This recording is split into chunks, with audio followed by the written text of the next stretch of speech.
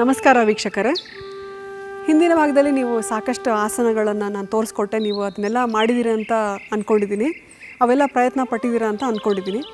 ಈಗ ಇಂದಿನ ಭಾಗದಲ್ಲಿ ಇನ್ನೊಂದಿಷ್ಟು ನಾವು ಆಸನಗಳ ಕಲಿಯೋಣ ಅಂತೆ. ಬನ್ನಿ ನೋಡೋಣ. ಈಗ ನಾವು ನೋಡಿರೋ ಹಾಗೆ ಸಾಕಷ್ಟು ಕೂತ್ಕೊಂಡು ಆಸನ ಮಾಡೋದನ್ನು ನಾನು ಹೇಳ್ಕೊಟ್ಟಿದ್ದೀನಿ. ಈಗ ಮುಂದೆ ಮಾಡೋ ಆಸನ ಏನಿದೆ, ಊರ್ಧ್ವ ಧನುರಾಸನ ಅಂತ. ಅದು ನಮ್ಮ ಬೆನ್ನಿಗೆ ಬಹಳ ಒಳ್ಳೆಯ ಆಸನ ಅಂತ ಹೇಳ್ಬೋದು. ಅದನ್ನು ಮಾಡೋದಕ್ಕೆ ಸಾಕಷ್ಟು ನಾವು ಆಸನದ ಅಭ್ಯಾಸ ಮಾಡಿರಬೇಕು. ಆದರೆ ನಾನು ನಿಮಗೆ ಅದರಲ್ಲೇ ಒಂದು ವೇರಿಯೇಷನ್ ತೋರಿಸ್ಕೊಡ್ತೀನಿ. ಮೊದಲನೇದಾಗಿ ಊರ್ಧ್ವ ಧನುರಾಸನ ಹೇಗೆ ಮಾಡ್ತಾರೆ ಅಂತ ತೋರಿಸ್ಕೊಡ್ತೀನಿ. ಅದಾದ ನಂತರ ಅದರ ವೇರಿಯೇಷನ್ ತೋರಿಸ್ಕೊಡ್ತೀನಿ. ನೀವು ಅದನ್ನು ಆರಾಮಾಗಿ ಮಾಡಬಹುದು. ಈಗ ಮಾಡೋಣವಾ? ಮೊದಲನೇದಾಗಿ ನೀವು ನಿಮ್ಮ ಕಾಲುಗಳನ್ನು ಚಾಚ್ತೀರಾ, ಹಾಗೆ ಬೆನ್ನ ಮೇಲೆ ಮಲ್ಕೊಳ್ತೀರಾ. ಈಗ ನಿಮ್ಮ ಕಾಲುಗಳನ್ನು ಮಡಚಿ ನಿಮ್ಮ ಕೈಗಳನ್ನು ಹಿಂದೆ ತಗೊಳ್ತೀರಾ, ಹಸ್ತಗಳನ್ನು ಊರ್ತೀರಾ, ತಲೆ ಪಕ್ಕ ಹಸ್ತಗಳನ್ನು ಊರಿ ಹಾಗೆ ನಿಧಾನಕ್ಕೆ ಉಸಿರು ತಗೊಳ್ತಾ ನಿಮ್ಮ ಇಡೀ ದೇಹವನ್ನು ಎತ್ತೀರಾ. ನಿಮ್ಮ ದೇಹವನ್ನು ಲಿಫ್ಟ್ ಮಾಡ್ತೀರಾ. ಅಲ್ಲಿ ಉಸಿರು ತಗೊಳ್ಳೋಕ್ಕೆ ಪ್ರಯತ್ನ ಪಡಿ. ಇದಾದ ನಂತರ ಉಸಿರು ಬಿಡ್ತಾ ಕೆಳಗಡೆ ಬನ್ನಿ. ಆದರೆ ನಿಮ್ಮ ಕೈಗಳನ್ನ ಒಳಗಡೆ ತಗೊಂಡು ಮತ್ತೆ ಉಸಿರು ತಗೊಳ್ತಾ ಊರ್ಧ್ವ ಧನುರಾಸನಕ್ಕೆ ಹೋಗಿ.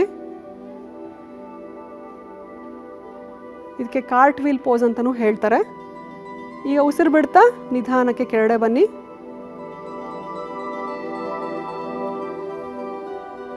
ಈಗ ನೀವು ಈ ಆಸನ ನೋಡಿದ್ರಿ. ಇದರಲ್ಲಿ ಏನು ಗಮನಿಸಬೇಕು ಅಂದರೆ, ಇದರಲ್ಲಿ ಬಹಳಷ್ಟು ನಿಮಗೆ ಸ್ಟ್ರೆಂತ್ ಬೇಕಾಗುತ್ತೆ. ಅಂದರೆ ನಾವು ಇದಷ್ಟು ಮಾಡಿರೋವಂಥ ಎಲ್ಲ ಆಸನಗಳೇನಿದೆ, ಸ್ಟ್ಯಾಂಡಿಂಗ್ ಇರ್ಬೋದು, ಸೂರ್ಯ ನಮಸ್ಕಾರ ಇರ್ಬೋದು, ಮತ್ತು ಸೀಟೆಡ್ ಆಸನಗಳಿರ್ಬೋದು, ಅವೆಲ್ಲವೂ ಮಾಡಿ ಕಡೆಯಲ್ಲಿ ನಾವು ಇದನ್ನು ಮಾಡ್ತೀವಿ. ಯಾಕೆ ಅಂತಂದರೆ ಇದಕ್ಕೆ ನಮಗೆ ಸಾಕಷ್ಟು ಸ್ಟ್ರೆಂತ್ ಬೇಕಾಗುತ್ತೆ. ಕೈಕಾಲು ಸ್ಟ್ರೆಂತ್ ಅಲ್ಲದೆ ನಿಮ್ಮ ಎದೆ ಭಾಗ ಕೂಡ, ಅಂದರೆ ಪೆಕ್ಟೋರಲ್ ಮಸಲ್ಸ್ ಅಂತ ಏನು ಹೇಳ್ತೀವಿ, ಚೆಸ್ಟಲ್ಲಿರೋವಂಥ ಎಲ್ಲ ಮಸಲ್ಸ್ ಆಗಿರ್ಬೋದು, ಅಥವಾ ಅಬ್ಡಾಮಿನಲ್ ಮಸಲ್ಸ್ ಆಗಿರ್ಬೋದು, ಇಲ್ಲ ತೊಡೆಗಳಿರ್ಬೋದು, ಅದೆಲ್ಲದಕ್ಕೂ ಬಹಳಷ್ಟು ಸ್ಟ್ರೆಂತ್ ಬೇಕಾಗುತ್ತೆ. ನಾವು ಈ ಅಭ್ಯಾಸನ ಕ್ರಮೇಣ ಮಾಡ್ತಾ ಮಾಡ್ತಾ, ಭಾಳಷ್ಟು ಪ್ರಾಕ್ಟೀಸ್ ಮಾಡ್ತಾ ಮಾಡ್ತಾ ಕಡೆಗೆ ಈ ಆಸನವನ್ನು ಮಾಡೋದಕ್ಕೆ ಸುಲಭ ಆಗುತ್ತೆ. ಈಗ ಬಿಗಿನರ್ಸ್ಗೆ ಇದನ್ನು ಮಾಡೋದಕ್ಕೆ ಕಷ್ಟ ಆದರೆ ಹೇಗೆ ಮಾಡೋದು ಅಂತ ತೋರಿಸ್ಕೊಡ್ತೀನಿ. ಅದಕ್ಕೆ ನಾವು ಬ್ರಿಡ್ಜ್ ಪೋಸ್ ಅಂತ ಮಾಡ್ತೀವಿ. ಬ್ರಿಡ್ಜ್ ಪೋಸ್ ಅಂದರೆ ಸೇತುಬಂಧಾಸನ ಅಂತಲೂ ಹೇಳ್ತಾರೆ. ಇದು ಹೇಗೆ ಮಾಡೋದು ಅಂತಂದರೆ, ನಿಮ್ಮ ಕಾಲಿನ ಆ್ಯಂಕಲ್ಸನ್ನು ಹಿಡ್ಕೊಳ್ತೀರಾ ಕೈಯಿಂದ, ಮತ್ತು ನಿಧಾನಕ್ಕೆ ನಿಮ್ಮ ಎದೆ ಭಾಗ ಮತ್ತು ನಿಮ್ಮ ಹೊಟ್ಟೆ ಭಾಗವನ್ನು ಎತ್ತಾ ಬರ್ತೀರಾ. ಈಗ ಕೆಲವೊಬ್ಬರಿಗೆ ಕಾಲನ್ನು ಹಿಡ್ಕೊಳ್ಳೋಕೆ ಆಗಲ್ಲ, ಅಷ್ಟೊಂದು ಸ್ಟ್ರೆಚಸ್ ಬರ್ತಿಲ್ಲ ಅಂತಂದರೆ ನಿಮ್ಮ ಕೈಗಳನ್ನು ಮ್ಯಾಟ್ ಮೇಲೆ ಇರಿಸ್ಕೊಳ್ಳಿ. ಈಗ ನಿಧಾನಕ್ಕೆ ಬರೀ ನಿಮ್ಮ ಪೆಲ್ವಿಕ್ ರೀಜನ್ ಅದನ್ನು ಮಾತ್ರ ಎತ್ತಕ್ಕೆ ಪ್ರಯತ್ನ ಪಡಿ. ಇದು ನಿಮಗೆ ಮಾಡ್ತಾ ಬಂದಾಗ ಕ್ರಮೇಣ ನಿಮ್ಮ ಕೈಗಳಿಗೆ ಕೂಡ ಒಳ್ಳೆ ಸ್ಟ್ರೆಚಸ್ ಸಿಗುತ್ತೆ. ಹಾಗೆ ಆವಾಗ ನಿಮ್ಮ ಕಾಲಿನ ಆ್ಯಂಕಲ್ಸನ್ನು ಹಿಡ್ಕೊಂಡು ಸೇತುಬಂಧಾಸನ ಪ್ರಯತ್ನ ಪಡ್ಬೋದು. ಮತ್ತೊಂದು ಸಲ ಮಾಡೋಣ. ಆ್ಯಂಕಲ್ಸನ್ನು ಹಿಡ್ಕೊಳ್ಬೇಕು ಕೈಯಿಂದ.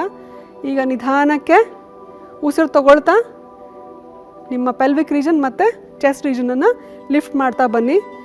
ಲಿಫ್ಟ್ ಮಾಡಿದ ಮೇಲೆ ಚೆನ್ನಾಗಿ ಉಸಿರಾಟದ ಮೇಲೆ ಗಮನ ಇರಲಿ. ಇದಾದ ಮೇಲೆ ಉಸಿರು ಬಿಡ್ತಾ ನಿಧಾನಕ್ಕೆ ಕೆಳಗಡೆ ಬನ್ನಿ. ನೀವು ನೋಡಿರೋ ಹಾಗೆ ಊರ್ಧ್ವ ಧನುರಾಸನ ಮಾಡಿದ್ವಲ್ಲ, ಇದು ನಮ್ಮ ಬೆನ್ನು ಮೂಳೆಗೆ ಬಹಳ ಸಹಾಯಕ ಆಗುತ್ತೆ. ಅದು ಸುತ್ತಲೂ ಇರೋ ಎಲ್ಲ ಸ್ನಾಯುಗಳನ್ನು ಅದು ಸ್ಟ್ರೆಚ್ ಮಾಡ್ತಾ ಬರುತ್ತೆ. ಇದನ್ನು ಕೌಂಟರ್ ಮಾಡೋದಕ್ಕೆ ನಾವು ಒಂದು ಕೌಂಟರ್ ಪೋಸ್ ಮಾಡ್ತೀವಿ. ಯಾಕಂತಂದರೆ ಬೆನ್ನು ಮೂಳೆ ಸುತ್ತಲೂ ಇರೋ ಸ್ನಾಯುಗಳು ಎಲ್ಲ ಸ್ಟ್ರೆಚ್ ಆಗಿರೋದ್ರಿಂದ ಅದನ್ನು ಮತ್ತೆ ಕುಗ್ಗಿಸ್ಬೇಕಾಗತ್ತೆ. ಇವಾಗ ಏನು ಮಾಡೋಣ ಅಂತಂದರೆ, ಕಾಲುಗಳನ್ನು ನೇರವಾಗಿ ಎತ್ತಿ ಸ್ಟ್ರೆಚ್ ಮಾಡೋಣ. ಮತ್ತೆ ಕೆಳಗಡೆ ಇಳಿಸಿ. ಈಗ ಮತ್ತೆ ಎದ್ದು ಕೂತ್ಕೊಂಡು ಪಶ್ಚಿಮೋತ್ತಾನಾಸನ ಮಾಡೋಣ. ಅದು ಕೌಂಟರ್ ಪೋಸ್ ಆಗುತ್ತೆ. ಮುಂದೆ ಬಾಗೋದು. ಕಾಲುಗಳನ್ನು ಸ್ಟ್ರೆಚ್ ಮಾಡಿ ದಂಡಾಸನದಲ್ಲಿ ಕೂತ್ಕೊಳ್ಳಿ. ಮತ್ತೆ ನಿಮ್ಮ ಪಾದಗಳನ್ನು ಹಿಡ್ಕೊಂಡು ಮುಂದೆ ಬಾಗಬೇಕು. ಎಕ್ಸ್ಹೇಲ್ ಮಾಡ್ತಾ ಪಶ್ಚಿಮೋತ್ತಾನಾಸನದಲ್ಲಿ ಇರಿ.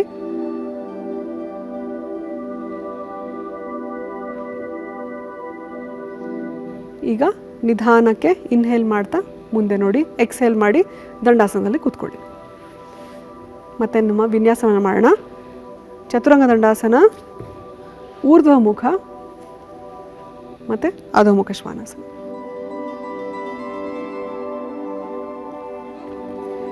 ಈಗ ನಾವು ಮುಂದೆ ಮಾಡುವಂಥ ಆಸನಗಳೇನು ಅಂತಂದರೆ ಅದು ಕ್ಲೋಸಿಂಗ್ ಸೀಕ್ವೆನ್ಸಿನ ಭಾಗ ಆಗಿರುತ್ತೆ. ಅಂದರೆ ಕ್ಲೋಸಿಂಗ್ ಸೀಕ್ವೆನ್ಸ್ ಅಂದರೆ ನಾವು ಈ ಪ್ರೈಮರಿ ಸೀರೀಸಲ್ಲಿ ನಾವು ಇದಿಷ್ಟು ನೋಡಿದ್ದೇನಿದೆ ಅದು ಎಲ್ಲ ಸೀಟೆಡ್ ಪೋಸಸ್ ಆದಮೇಲೆ ಕಡೆಯಲ್ಲಿ ನಾವು ಮಾಡುವಂಥ ಕ್ಲೋಸಿಂಗ್ ಸೀಕ್ವೆನ್ಸ್. ಅಂದರೆ ನೀವು ನಿಮ್ಮ ದೇಹವನ್ನು ಎಲ್ಲ ದಂಡಿಸಿ ಎಷ್ಟೊಂದು ಆಸನ ಮಾಡಿರ್ತೀರ. ಈ ಕ್ಲೋಸಿಂಗ್ ಸೀಕ್ವೆನ್ಸಲ್ಲಿ ಏನು ಮಾಡ್ತೀವಿ ಅಂದರೆ ಯಾವ್ಯಾವುದು ಸ್ಟ್ರೆಚ್ ಆಗಿರುತ್ತೋ ಅದನ್ನೆಲ್ಲ ವಾಪಸ್ಸು ಅಂದರೆ ಹಿಗ್ಗಿರೋದನ್ನು ವಾಪಸ್ ಹೇಗೆ ತರೋದನ್ನು ಅಂತ ಅದನ್ನು ಕೆಲವೊಂದು ಆಸನನ ಮಾಡಿ ನೋಡೋಣಂತೆ. ಕ್ಲೋಸಿಂಗ್ ಸೀಕ್ವೆನ್ಸಲ್ಲಿ ನಾವು ಮಾಡುವಂಥ ಆಸನ ಮುಂದಿಂದ ಏನು ಅಂತಂದರೆ, ಒಂದು ಸರ್ವಾಂಗಾಸನ. ಬೆನ್ಮೇಲೆ ಮಲ್ಕೊಳ್ಳಿ. ಈಗ ನೀವು ನಿಧಾನಕ್ಕೆ ನಿಮ್ಮ ಎರಡು ಕಾಲುಗಳನ್ನು ಜೋಡಿಸಿ ಕಾಲುಗಳನ್ನು ಎತ್ತಕ್ಕೆ ಪ್ರಯತ್ನ ಪಡಿ. ಯಾರಿಗೆ ಕಾಲನ್ನು ಎತ್ತೋ ಸಮಸ್ಯೆ ಆಗ್ತಿದೆಯೋ ಅವರು ಹೀಗೆ 90 ಡಿಗ್ರೀಸಲ್ಲಿ ನಿಮ್ಮ ಕಾಲುಗಳನ್ನು ಇಟ್ಕೊಂಡಿರ್ಬೋದು. ಇದರಿಂದ ಸಾಕಷ್ಟು ನಿಮಗೆ ಕಾಲುಗಳಿಗೆ ಸ್ಟ್ರೆಂತ್ ಸಿಗುತ್ತೆ ಮತ್ತು ಹಿಪ್ಪಿಗೆ ಒಳ್ಳೆಯ ಎಕ್ಸಸೈಸ್ ಆಗುತ್ತೆ. ಈಗ ಯಾರಿಗೆ ಆಗುತ್ತೋ ಅವರು ಸರ್ವಾಂಗಾಸನವನ್ನು ಪ್ರಯತ್ನ ಪಡ್ಬೋದು. ನೀವು ನಿಧಾನಕ್ಕೆ ನಿಮ್ಮ ಕೈಗಳನ್ನು ನಿಮ್ಮ ಸೊಂಟಕ್ಕೆ ತಗೊಳ್ತಾ ಈ ಪೂರ್ತಿ ಕಾಲುಗಳನ್ನು ಎತ್ತಬೇಕು. ಅಂದರೆ ಇದಕ್ಕೆ ಶೋಲ್ಡರ್ ಸ್ಟ್ಯಾಂಡ್ ಅಂತ ಹೇಳ್ತಾರೆ. ಹೆಸರೇ ಇದ್ದಂತೆ ಸರ್ವಾಂಗಾಸನ ಅಂದರೆ ಎಲ್ಲ ಅಂಗಗಳಿಗೂ ಒಂದು ಒಳ್ಳೆಯ ಆಸನ. ಮತ್ತು ಇದು ಇನ್ವರ್ಷನ್ ಕೂಡ, ಅಂದರೆ ನಿಮ್ಮ ಬ್ಲಡ್ ಫ್ಲೋ ಹೇಗೆ ನಿಂತ್ಕೊಂಡಾಗ ಹೇಗೆ ಬ್ಲಡ್ ಫ್ಲೋ ಕೆಳಗಡೆ ಹೋಗ್ತಾ ಇರುತ್ತೆ, ಇದು ಮೇಲಿಂದ ಕೆಳಗಡೆ ಬರೋದ್ರಿಂದ ಇದು ಒಳ್ಳೆಯ ಎಕ್ಸಸೈಸ್ ಫಾರ್ ಸರ್ಕ್ಯುಲೇಟರಿ ಸಿಸ್ಟಮ್. ಈಗ ನೇರವಾಗಿ ಕಾಲನ್ನು ನೇರ ಮಾಡ್ತಾ ಬನ್ನಿ. ಹಾಗೆ ನಿಧಾನಕ್ಕೆ ನಿಮ್ಮ ಕಾಲುಗಳನ್ನು ಇಳಿಸ್ತಾ ಹಲಾಸನಕ್ಕೆ ತಗೊಂಡು ಹೋಗಿ.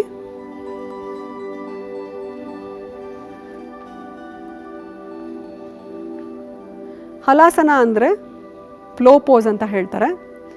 ನೇಗಿಲ ಶೇಪಲ್ಲಿರುವಂಥ ಒಂದು ಆಸನ ಇದು. ಇದು ಮಾಡೋದ್ರಿಂದ ಮತ್ತೆ ನಾನು ಮುಂಚೆ ಹೇಳಿರೋ ಹಾಗೆ ನಿಮ್ಮ ಬೆನ್ನಿಗೆ ಮತ್ತು ಸೊಂಟಕ್ಕೆ ಒಳ್ಳೆಯ ಎಕ್ಸಸೈಸ್, ಇದು ಬಲ ಕೊಡ್ತಾ ಬರುತ್ತೆ. ಹಾಗೆ ಸ್ಟ್ರೆಸ್ ರಿಲೀಸ್ ಕೂಡ ಆಗುತ್ತೆ. ಅದಲ್ಲದೆ ಕೈಗಳಿಗೆ ಒಳ್ಳೆಯ ಸ್ಟ್ರೆಚ್ ಇದು ಕೂಡ. ಇದಾದ ನಂತರ ಕರ್ಣಪೀಡಾಸನ ಮಾಡೋಣ. ನಿಮ್ಮ ಮಂಡಿಗಳನ್ನು ಮಡಚಿ ನಿಮ್ಮ ತಲೆ ಪಕ್ಕ ಅಂದರೆ ಕಿವಿ ಪಕ್ಕ ತರೋದಕ್ಕೆ ಪ್ರಯತ್ನ ಪಡಬೇಕು. ಇದೆಲ್ಲವೂ ನಿಮ್ಮ ಏನು ಸ್ನಾಯುಗಳು ಸ್ಟ್ರೆಚ್ ಆಗಿರುತ್ತೋ ಅದೆಲ್ಲದಕ್ಕೂ ಇದು ಒಳ್ಳೆಯ ಕೌಂಟರ್ ಪೋಸ್ ಆಗಿ ಉಪಕಾರ ಮಾಡುತ್ತೆ.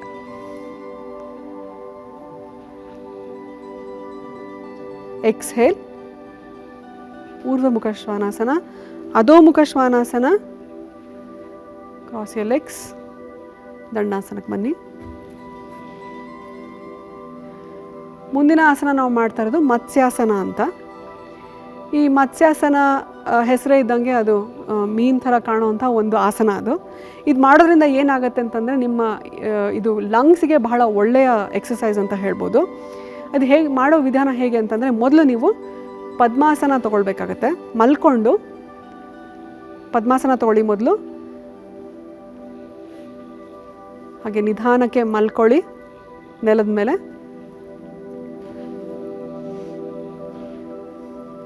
ನಿಮ್ಮ ಪದ್ಮಾಸನನ ಕೆಳಗಡೆ ತೊಗೊಂಡು ಬರೋಕ್ಕೆ ಪ್ರಯತ್ನ ಮಾಡಿ. ಹಾಗೆ ನಿಮ್ಮ ತಲೆಯ ನೆತ್ತಿಯನ್ನು ನಿಮ್ಮ ಮ್ಯಾಟ್ ಮೇಲೆ ಇಡೋದಕ್ಕೆ ಪ್ರಯತ್ನ ಪಡಿ.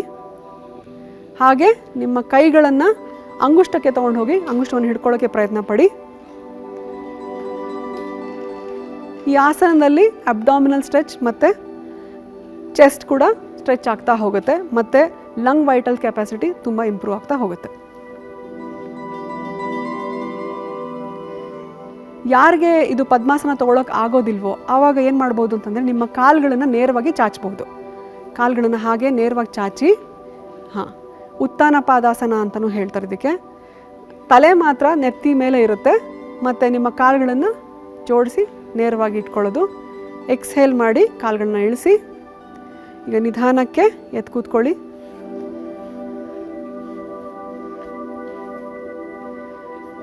ಈಗ ನಾವು ಮಾಡಿರೋಂಥ ಆಸನ ಕ್ಲೋಸಿಂಗ್ ಸೀಕ್ವೆನ್ಸ್ನ ಆಸನ ಆಗಿತ್ತು. ಸರ್ವಾಂಗಾಸನ ಮಾಡಿದ್ವಿ, ಹಲಾಸನ ಮಾಡಿದ್ವಿ. ಈಗ ನಾವು ಪೂರ್ಣ ಒಂದು ಸೀರೀಸಲ್ಲಿರೋ ಎಲ್ಲ ಇಂಪಾರ್ಟೆಂಟ್ ಆಸನಗಳನ್ನು ನಾನು ತೋರಿಸ್ಕೊಟ್ಟಿದ್ದೀನಿ ನಿಮಗೆ. ಇದಾದ ನಂತರ ಒಂದು ಮುಖ್ಯವಾದ ಆಸನ ಇದೆ, ಅದು ಶಿರ್ಸಾಸನ ಅಂತ. ಇದನ್ನು ನೀವು ಅಂಡರ್ ಗೈಡೆನ್ಸೇ ಮಾಡಬೇಕು. ಅಂದರೆ ಒಬ್ಬ ಗುರುಗಳ ಮುಖೇನ ನೀವು ಇದನ್ನು ಕಲಿಬೇಕು. ನೀವೇ ಅದನ್ನು ಪ್ರಯತ್ನ ಮಾಡೋಕ್ಕೆ ಹೋಗಬೇಡಿ. ಯಾಕಂತಂದರೆ ಇದಕ್ಕೆ ಗೈಡೆನ್ಸ್ ಖಂಡಿತವಾಗ್ಲೂ ಬೇಕಾಗತ್ತೆ. ಆದರೂ ನಾನು ಇವತ್ತು ನಿಮಗೆ ಡೆಮಾನ್ಸ್ಟ್ರೇಟ್ ಮಾಡಿ ತೋರಿಸ್ತೀನಿ ಶಿರ್ಸಾಸನ ಹೇಗೆ ಮಾಡೋದು ಅಂತ. ಶಿರ್ಸಾಸನ ಮಾಡೋದ್ರಿಂದ ಸಾಕಷ್ಟು ಬೆನಿಫಿಟ್ಸ್ ಇದೆ. ಅದರಲ್ಲಿ ನಿಮ್ಮ ಹೊಟ್ಟೆಗಿರ್ಬೋದು, ಎದೆ ಭಾಗಕ್ಕಿರ್ಬೋದು, ಅಥವಾ ಕಾಲುಗಳಿಗಿರ್ಬೋದು, ಕೈಗಳಿಗಿರ್ಬೋದು, ಮತ್ತು ಶೋಲ್ಡರ್ಸ್ ಕೂಡ ಇರ್ಬೋದು. ಎಲ್ಲ ಅಂಗಾಂಗಗಳಿಗೂ ಅದು ಒಳ್ಳೆಯ ಆಸನ ಅಂತ ಹೇಳ್ಬೋದು. ಈಗ ನಾನು ಮಾಡಿ ತೋರಿಸ್ತೀನಿ.